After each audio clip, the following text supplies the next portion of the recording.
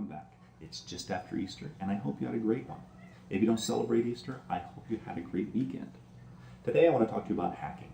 There's all different kinds of hacking. There's computer hacking, there's life hacking, but did you know that magicians will use something that's kind of like a brain hacking technique? Sounds confusing, but let me give you an example. If I were to ask you to name a card, what might you say? Well, some of you might say King of Spades. Maybe I try to influence you with my shirt. You saw Darth Vader, always the king, and his helmet kind of looks like a spade. But this isn't the King of Spades.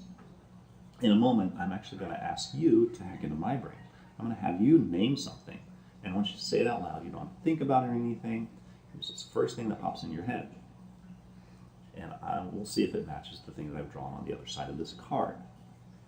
Interesting fact though, I did this with 13 people the other day, and 2 of them got it wrong. That's not bad. I did it with 20 people the next day though, and 9 people got it wrong. The interesting thing is, when you think about that, how many people got it right? 13 and 2, 20 and 9.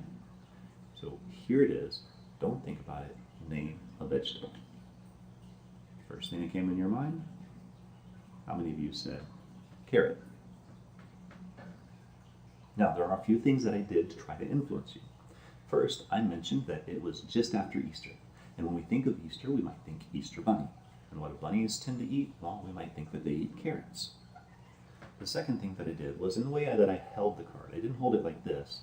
I actually held the card like this to kind of emphasize the red on the back of the card.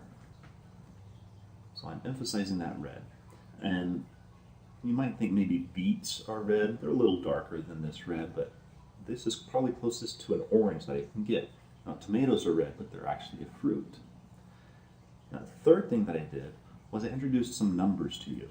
So I kind of pushed your brain more towards the logic side rather than the creative side. I said, okay, 13 were surveyed, 2 got it wrong, 20 were asked, 9 got it wrong. So you're less likely to say something as creative as beets. But the thing is, the more and more people that I do this with, I'm actually finding a different trend. Then people are actually becoming more creative. And I don't know if it's because maybe there's more vegetarians, or we're finding a lot more people are eating vegetables.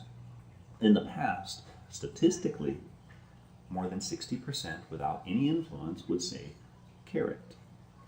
But there is one other vegetable that I'm finding a lot more people saying, and that's broccoli.